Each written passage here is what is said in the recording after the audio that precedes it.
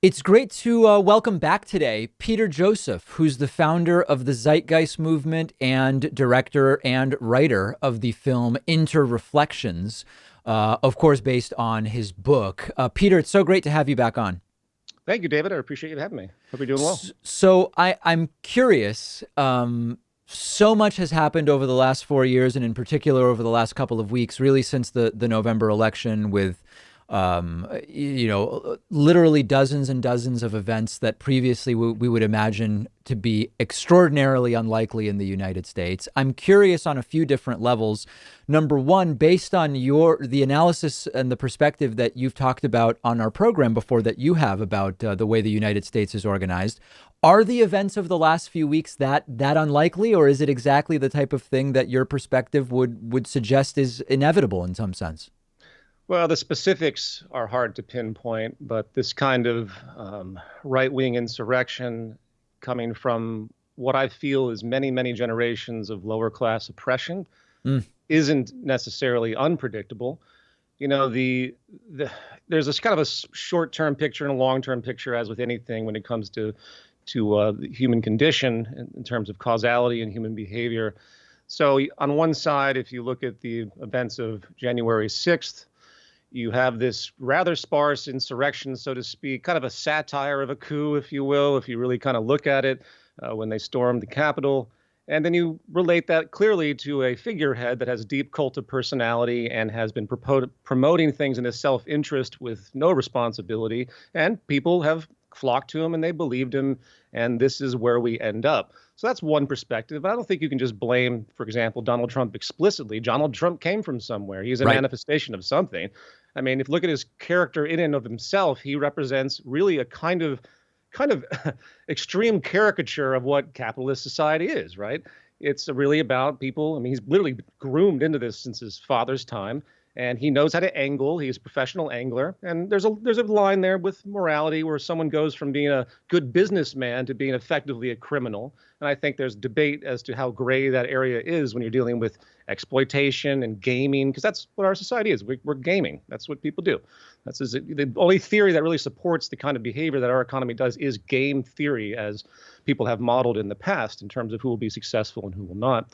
So there's that. So you have that kind of character that comes from society. And then on the other side, you have people, and it's sad because people become so upset when they look at these images and they see effectively a kind of domestic terrorist air to this right-wing insurgency and obsessed with conspiracies. They don't believe anything. It's easy to be upset with those people, but they came from somewhere. There's a reason why they have evolved to where they've become. And it's not just Donald Trump, as I said before. I think this society in America, due to socioeconomic inequality, something that we spoke about years ago in my book, The New Human Rights Movement, it's the core focus of that book. Socioeconomic inequality is one of the largest drivers of destabilization than anything. It is the ultimate precondition, so to speak, sociologically, that forces people into a kind of antagonism. Even in a wealthy society such as the United States, the haves and the have-nots have become so severe throughout the years. And if people don't understand why, they don't understand the mechanics, they understand the history, they start to feel like they're left behind. So as bizarre as it is that you have a white culture in America that now feels they're oppressed, given the true history of America, where obviously the white man particularly is far from the most oppressed. But this is manifest from this, what I believe, class inequality.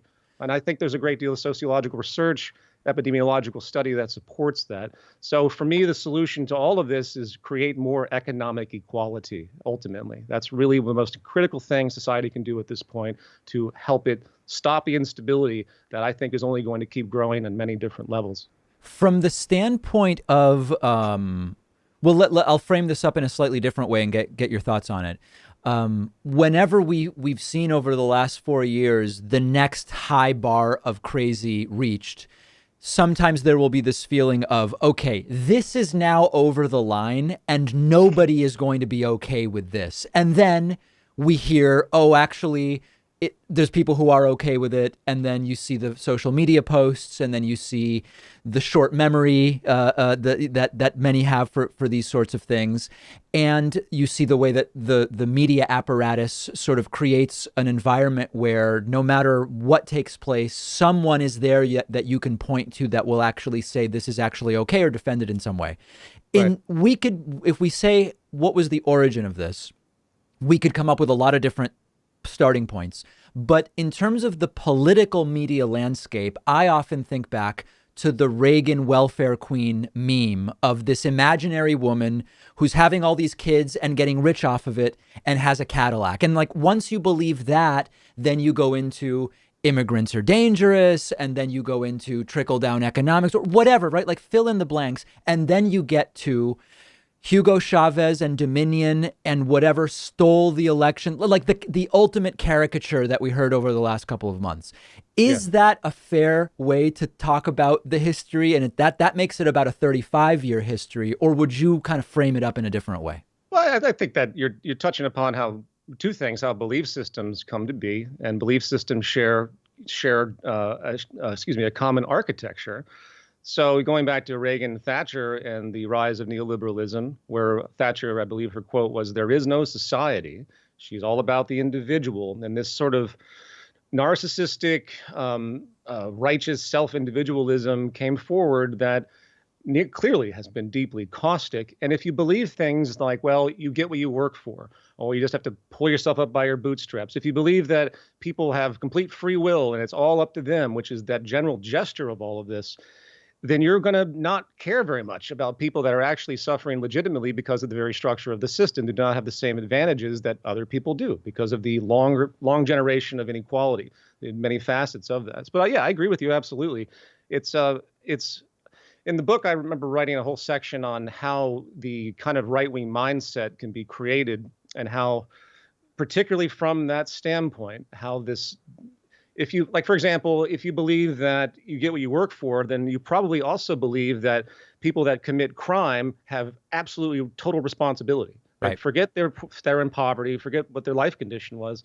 So you end up, with that kind of distorted value system based on narrow individualism. And I think that also is very much part of the society because of the economic system once again. So my causality, as you know, David, it's really all about what our economy has done to us sociologically and obviously psychologically.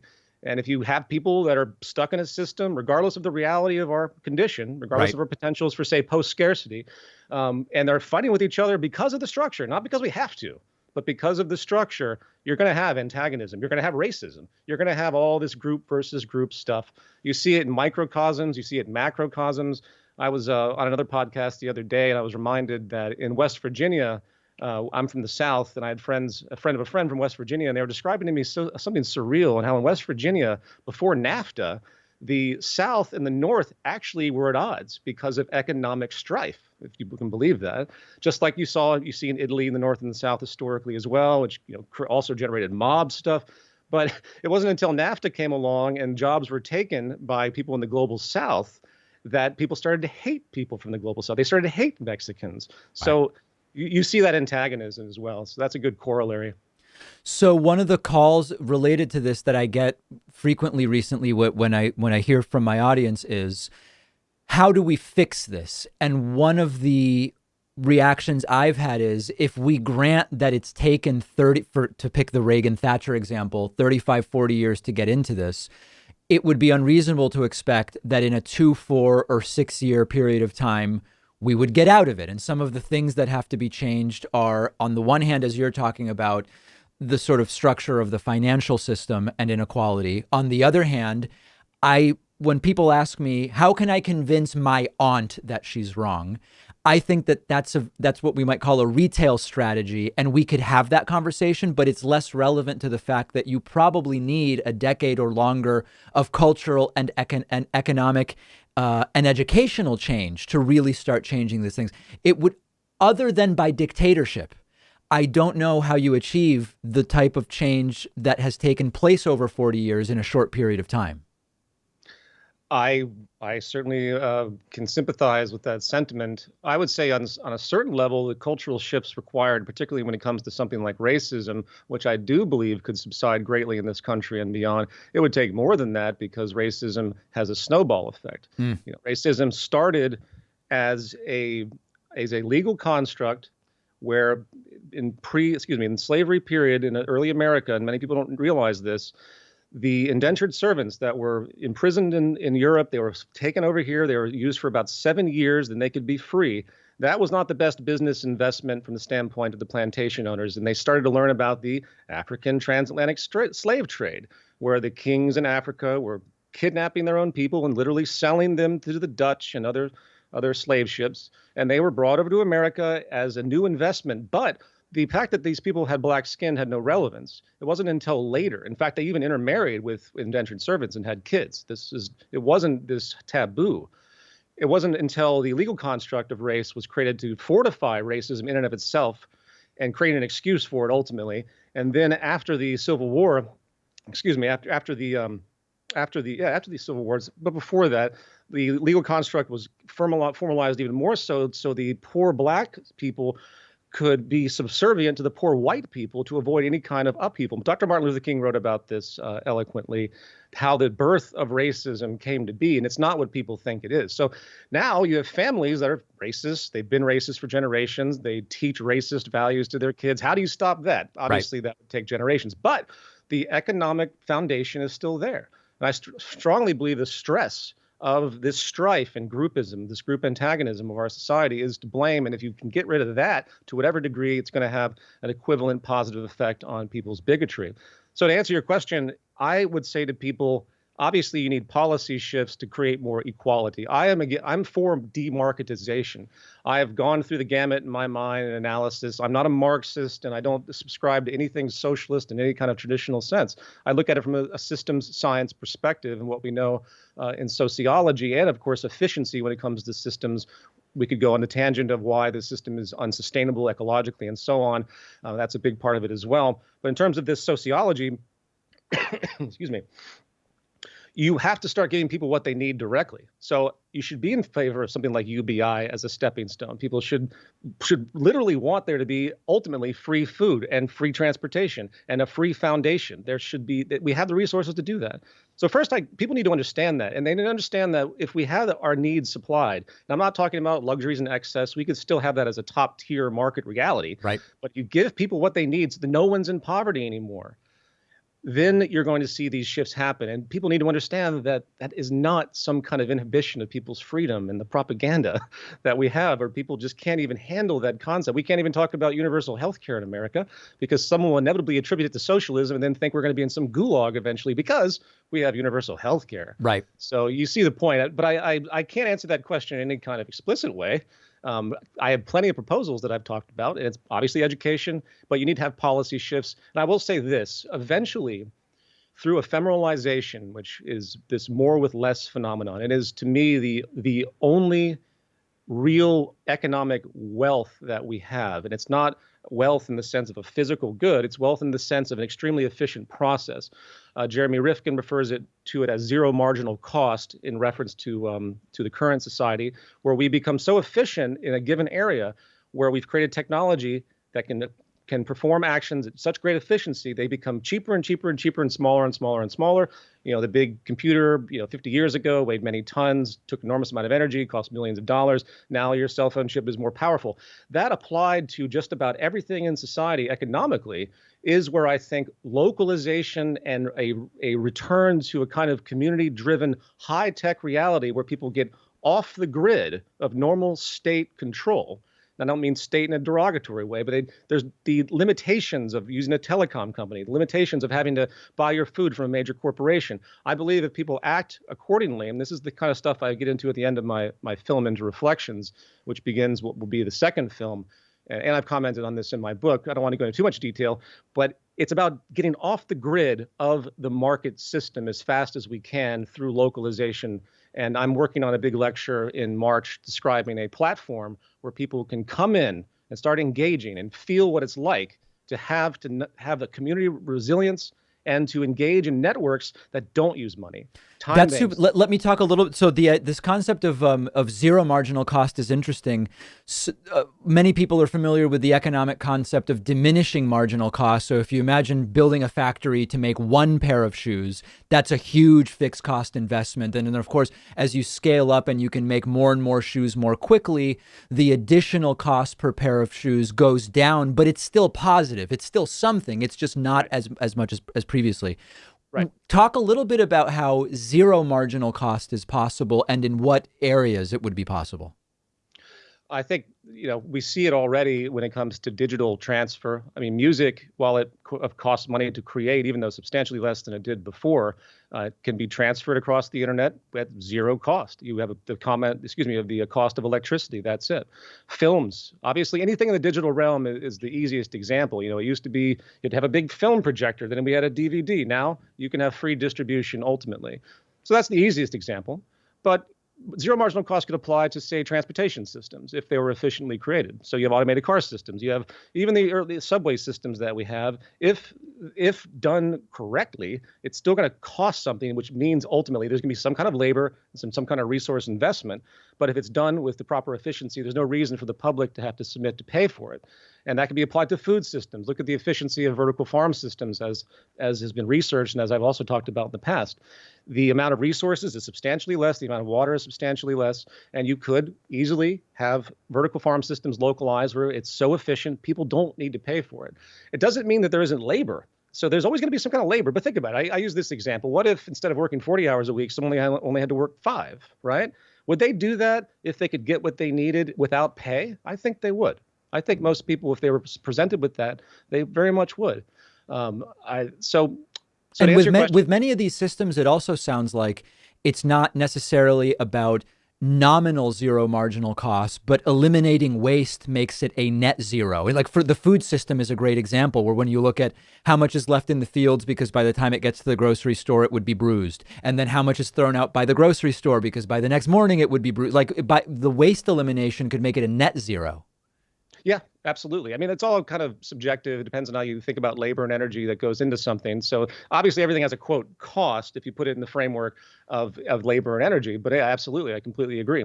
The inefficiencies of our current system are so extreme because of what we've done. I mean, the average American food plate moves about 2,000 miles before it makes it to your plate, which is obviously that's not the way an economy would function, especially since there's plenty of resources and land to localize food production. And when you do that, the efficiency increases. The ultimate element of efficiency has to do with networking.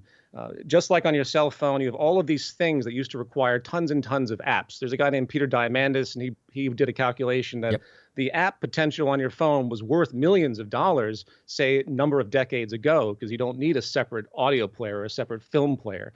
So the networking of things, making things as unified as possible is the ultimate post-scarcity efficiency mechanism. And that's what we don't do in our society. We have corporations that are all divided. Everyone's competing with each other. You have cell phone companies that are not sharing an open source. They're constantly making new little improvements. They don't know what they're going to do. The amount of waste created is staggering because there's no collaborative environment. It's a post-facto collaboration, ultimately, which doesn't help anything. So there's a lot to be said on that. Ultimately my focus these days economically is on post-scarcity, and if we can achieve, and I'll just comment on this, by the way. I did see another interview that you did a while back on post-scarcity, and it was a good interview, but I noticed that when people speak about this, they tend to obsess about things like automation and the potentials. Mm-hmm. But really, post-scarcity is an economic worldview. In our current society, to have deficiency means to be able to make money. For people to be insecure means they're more likely to go out and buy something. Efficiency, sustainability, and conservation are the enemies of this kind of system because the more problems there are, the more money can be made. We have in China, one of the richest men in the world makes all of his money, multi-billionaire, off of water bottling. So it's not good to have clean water if you want to make a bunch of money. Right. So you have to shift away from that kind of what effectively is artificial scarcity creation that the market system just does naturally. This is what its natural incentive is. And if people's mindset gets shifted by that, and suddenly people are restricting things, they don't even know it. You have value system disorders that are created. So, and that's really where I think the root of the ecological crisis is. And I'll add one more thing to that on this small tangent. Our entire society is pushed by consumption. So, people have to buy things. They have to create demand. That demand inspires jobs. People have the jobs to get money, to get purchasing power, and then the whole cycle continues.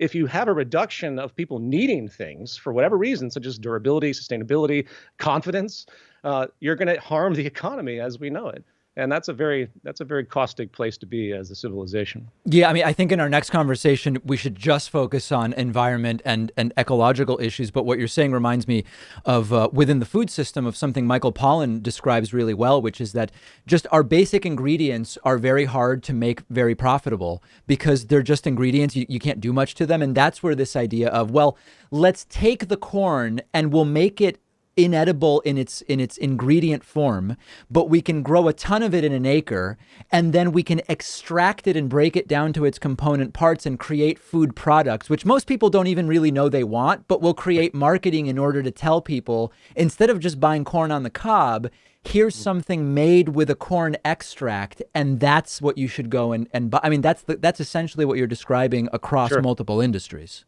Yeah, ultimately.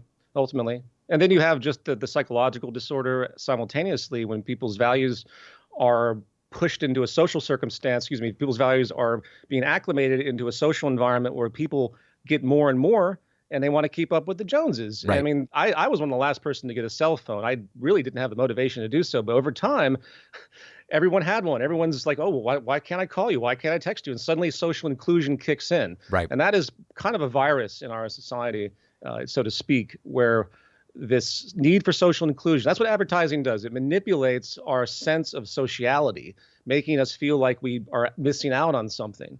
And that, of course, is another conversation in and of itself. Yeah. And then when you get this stuff, thanks to hedonic adaptation, you don't really feel any better about now having had it because you're moving to the next thing. Right. Peter Joseph, founder of the Zeitgeist movement, director and writer of the film Interreflections. It's always great to talk to you, and let's do it again. Let's do it. Thank you, David.